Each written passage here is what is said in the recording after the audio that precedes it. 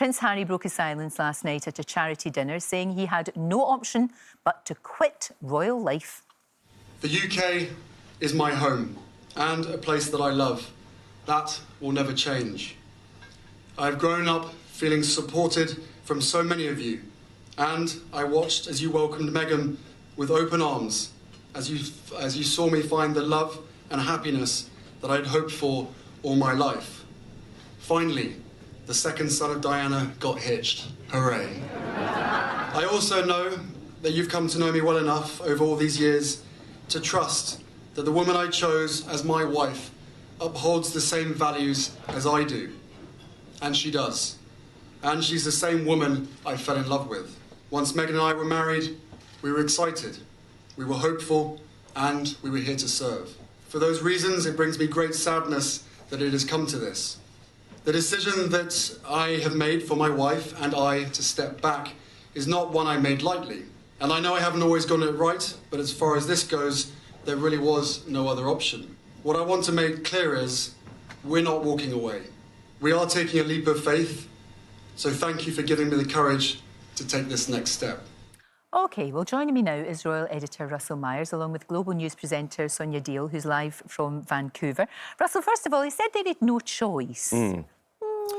Well, they wanted an awful lot, it would seem. Yeah. And they felt as though they'd been backed into a corner, and potentially he feels that he did have no choice, because they wanted to have it all, really. They wanted to remain as part of the royal family, this 1 foot in, 1 foot out. Yeah, you can't do that. And you can't do that. No. And the Queen, Charles and William said, you know, there's not an option. Right. So, unfortunately, you're going to have to step back. And he's given up an awful lot here. He has, especially the whole sort of all his military connections.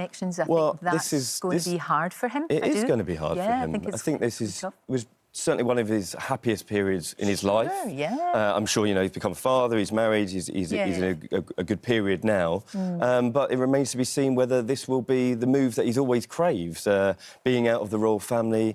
He's going to be moving to a different country, far, far away from home. Archie's going to be growing up without his grandparents, without his aunts, his uncles, cousins.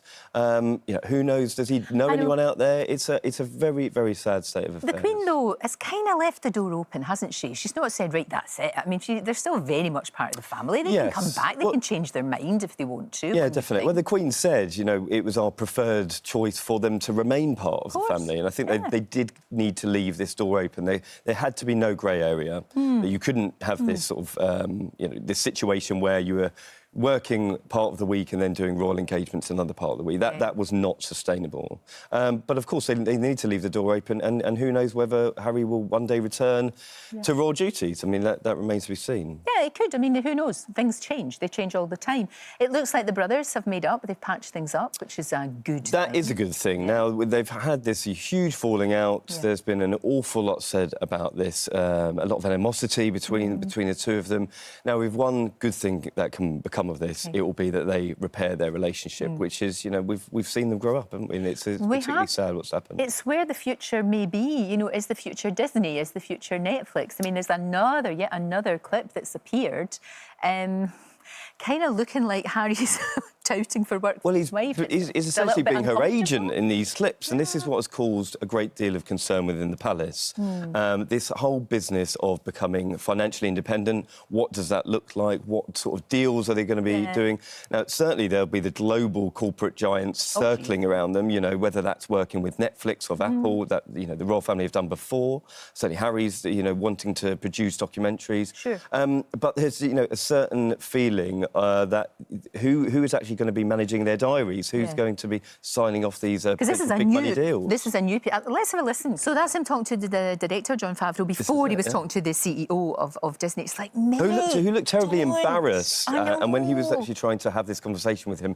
Now, I don't know whether it's just a level of awkwardness that he had and he was trying to make a joke. It did not come across very well. And this comes back to the conversations that they've had after this Sandringham summit, and who is going to, you know, what deals are they going to be making, because they have this global Sussex Royal brand, and that could potentially net them hundreds of millions of pounds. So it's just never goes away, does it? And later on this week, we reckon he's going to be going back home where his home is now. Home, yeah. I know, I'm This saying is it. home Yeah, to Canada. So let's join Sonia Deol, who's in Vancouver for us now. Very, very good to talk to you this morning. We know that Meghan feels safe. She feels very happy. Yeah, she feels very safe in Canada. Are they being welcomed with open arms? Absolutely. I think people here have been very, very excited. They still are very excited about the fact that Harry and Meghan are going to be coming here. You know, for how much of that time are they going to move? I'm in Vancouver. Are they going to be living in this part of the world? This is certainly where they spent Christmas.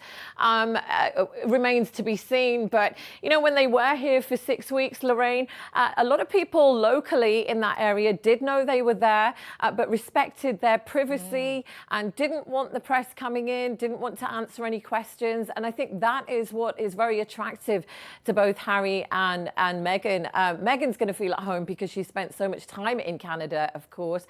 For Harry, I think it's going to be really interesting because a holiday is very different to actually living. And now that these statements have been made very publicly, you know, that strike has been made. You know, once you've moved, now you're really setting up roots in a different place. And I think it's going to take a lot of time for him to build up that network of friends and a life outside the royal family, because he's not known anything different to that. And as I said, it's very different taking a holiday. And a lot of the Canadians here, you know, people are very, very happy, but not when it comes to the question of money. This is a very, very sore point here in Canada. There was a poll out about a week ago where, according to this poll, 73% of Canadians said that they'd be happy to have them here, but not if they have to foot the bill. So they don't want to be paying for security.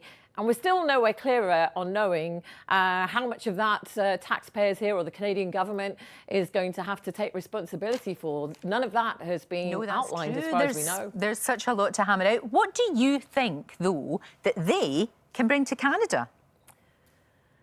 Oh, well, they can bring me some baked beans and some bisto because a couple of these things are really hard to get here, I can tell you. And Branston pickle, there are a lot of things that I miss from England after being here for 7 years.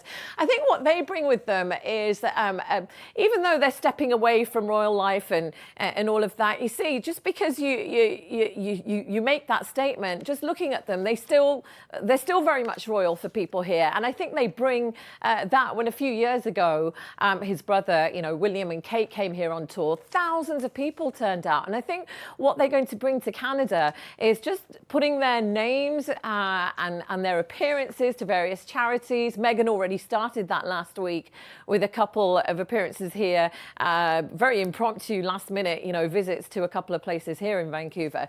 They bring with them a lot of that added cachet. And I think that adds a bit of glamour to Canadian life for sure.